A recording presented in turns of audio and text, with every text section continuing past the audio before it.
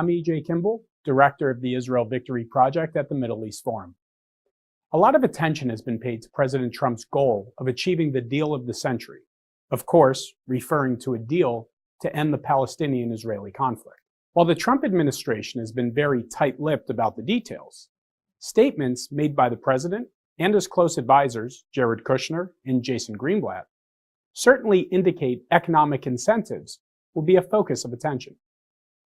But that's been tried before, notably under former Israeli Prime Minister Shimon Peres. What can we expect to see from the Middle East peace plan? And what chance does it have to succeed? Of course, the devil is in the details, and we don't have those. But given what we do know, let's look at the possible outcomes. What are the chances that this deal, or any proposed deal, will lead the Palestinians and Israelis to reach an agreement? I'd put that number slightly above zero. Why? Because the Palestinians are still fighting a war against the creation of the Jewish state. The war that started with the UN partition plan in 1947. that led the surrounding Arab armies to invade the newly created State of Israel. Of course, we know that tiny, undermanned Israel held off the Arab armies, increasing the size of its state in a war of self-defense. And while we're now more than 70 years later, the Arab countries have accepted this reality, that Israel won and is not going to be defeated. Unfortunately, that message has not reached the Palestinian leadership.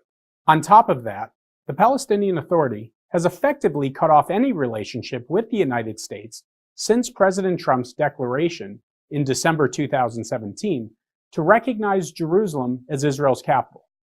Now, for anyone who has visited Jerusalem, this was not a Reagan-esque tear down this wall moment.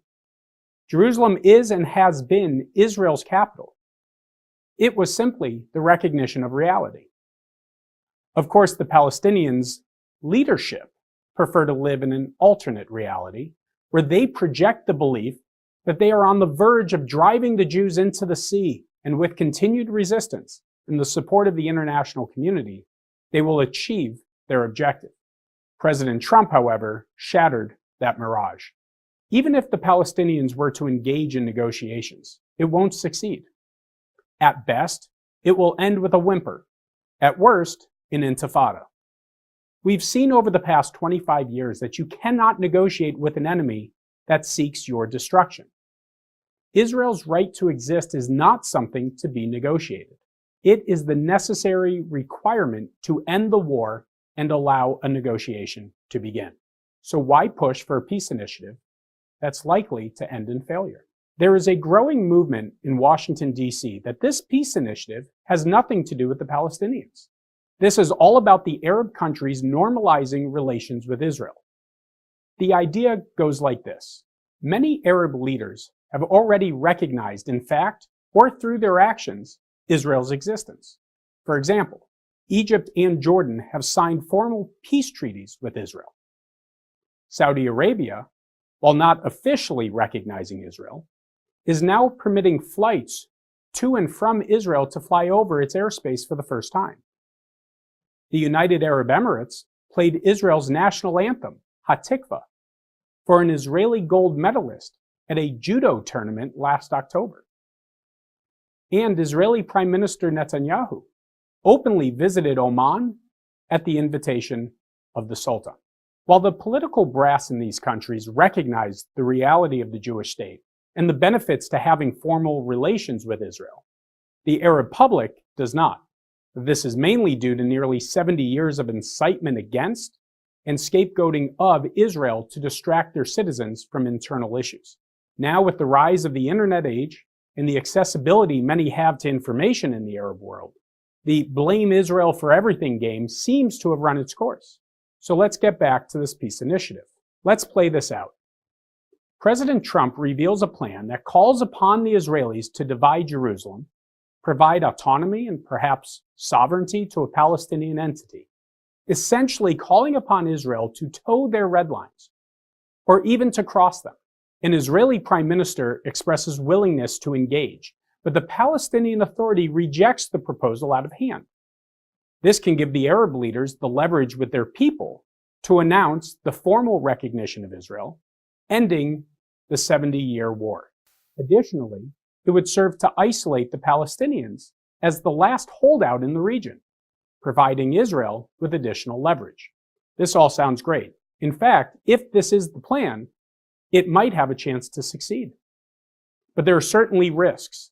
If an Israeli government were willing to engage in discussions of creating a Palestinian capital in parts of Jerusalem, then the Palestinians will use that as a starting point for any future negotiations. And what about the Arab countries being courted? What if the people in these countries feel that their Palestinian brothers and sisters are being sold out and reject their own leadership? Could this lead to a reversal in the strong relations between Israel and, say, Saudi Arabia, Oman, the UAE? There are real risks involved here, and while hoping for the best, we must be prepared for the worst. Of course, here at the Israel Victory Project, we are clear on our focus. The Palestinians need to accept that they lost the war to destroy Israel. There should be no negotiations until the Palestinians turn their rejectionism of the Jewish state into recognition. Not just in words, but in action. No more incitement in their textbooks. No incitement in their state-run media. No more incitement to violence from their leadership. Unless and until that happens, Israel should be focused on winning the war and not on making concessions. To learn more about the Israel Victory Project, visit the Middle East Forum website at meforum.org.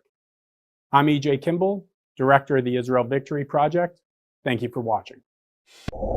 This is our time, this is our life, and the sun